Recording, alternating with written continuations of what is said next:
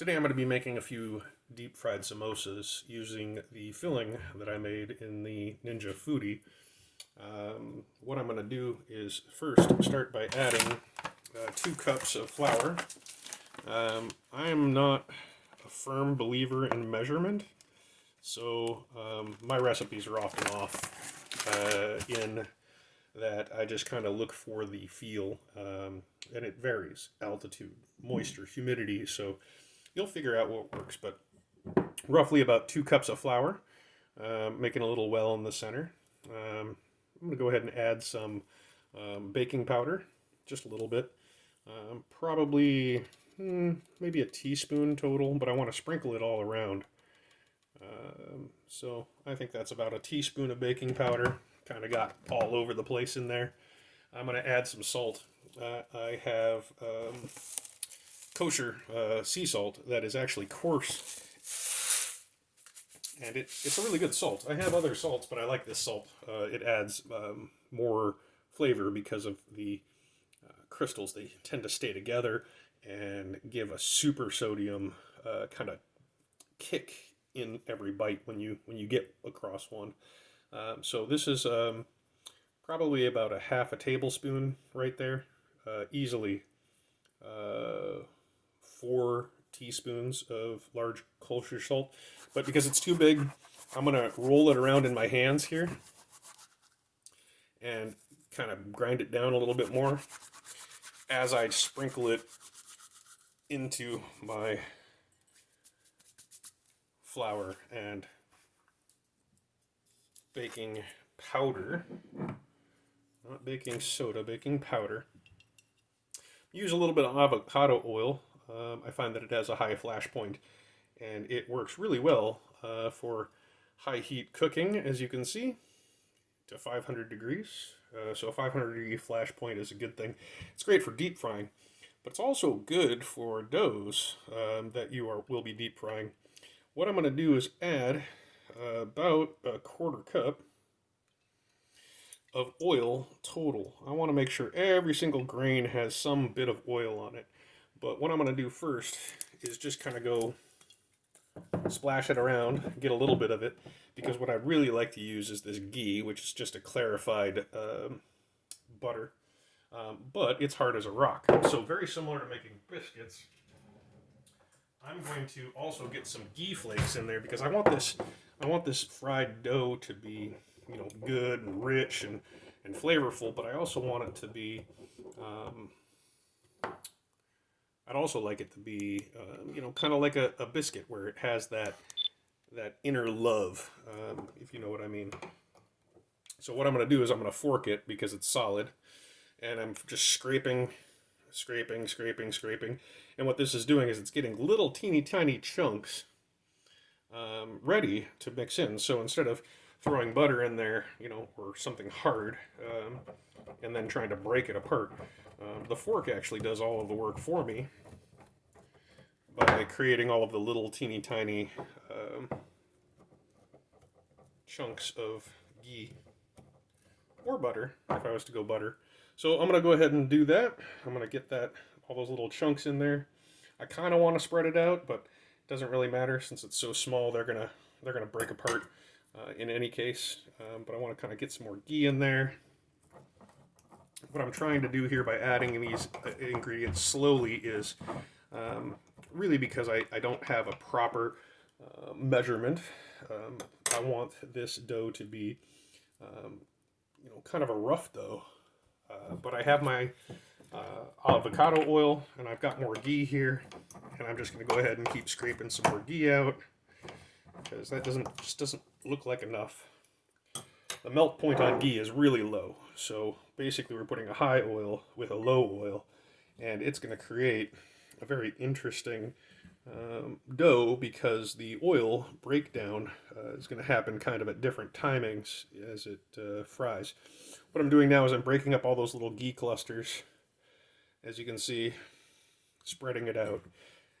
You don't necessarily need to use a fork, but I think it helps. I find that it breaks apart much faster. You get little smaller chunks in here, and you can easily roll them around in the flour. your goal is to coat every single grain, every single molecule of this flour with some form of oil. So obviously that wasn't enough, so I'm going to go ahead and go back to adding my quarter cup. Avocado oil isn't traditional. Usually it's some sort of corn oil or canola oil or vegetable oil, but that's what I had. Now, since I'm going to be frying it in vegetable oil, I don't want to also use vegetable oil in the dough. I want to make sure that it has different oil. Not really for any reason. It's going to impart some of the vegetable oil flavor, but I want some additional flavor beyond just, vegetable oil, which isn't bad. It's just not what I'm looking for. So, getting down to my last couple of drops here of avocado oil.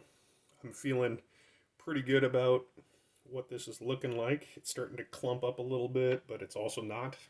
It's got some smooth bits. So let's get back in there. And we're going to add some water to this to finish it off. I want to make sure the oil is in there first. I want to make sure all the grains are covered in some sort of fat. And it's feeling like they are. See how it's a really rough dough coming together here? You can kind of smash it and it kind of holds together. But what I'm trying to do is make sure that that oil truly gets mixed around. This is looking like a good dough. See how it kind of packs in there? And it's very, very cookie doughy almost. But that should be enough. It is very oily. I'm going to add just a little bit of water because I want that water to burn off. I want the ghee to burn off. I want that oil to make all those molecules happy. Happy.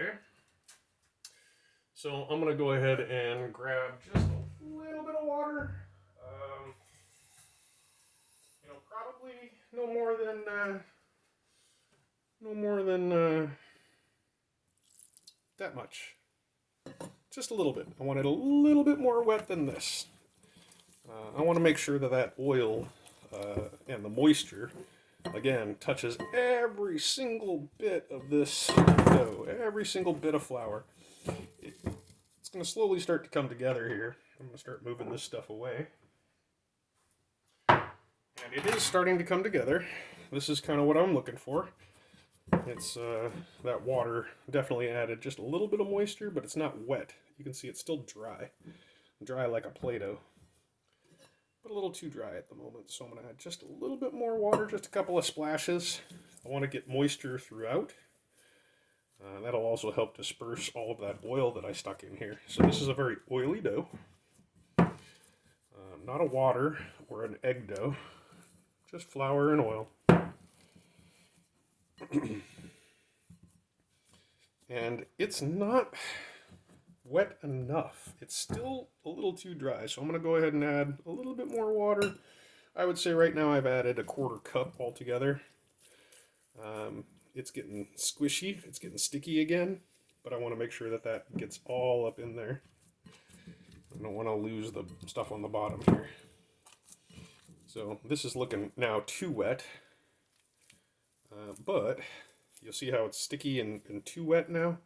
But what I'm going to do is I'm going to pack it all up. I'm going to get all the rest of those bits, except for the ones that hit the countertop. Even though it's clean, I don't want them. And I'm going to make myself a little ball. I'm going to roll it, because what I want to do is try and get some of those internal imperfections out. But you can see it's a very rough, chunky dough.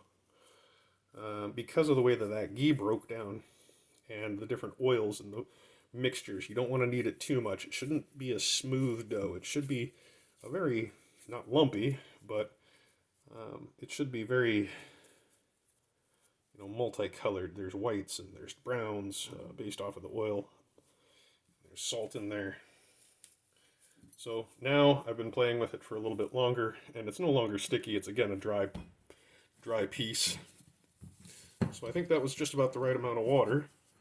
I'm going to just continue to form it here, trying to get those inner creases out a little bit, though it is still flaky. I want it to be that way because when it fries, it's gonna flake like this, and it's gonna give all the crispy bits. that you could ever want. That's why it's not a smooth dough. Otherwise, it would just be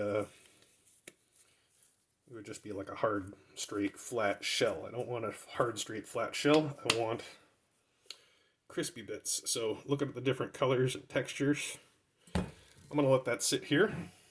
I'm going to let it sit for, I don't know, about 20 minutes. Let all of those glutens and fibers come together. The oil should help it relax, as well as the temperature. It's about 70 degrees in my kitchen right now. So 20 minutes.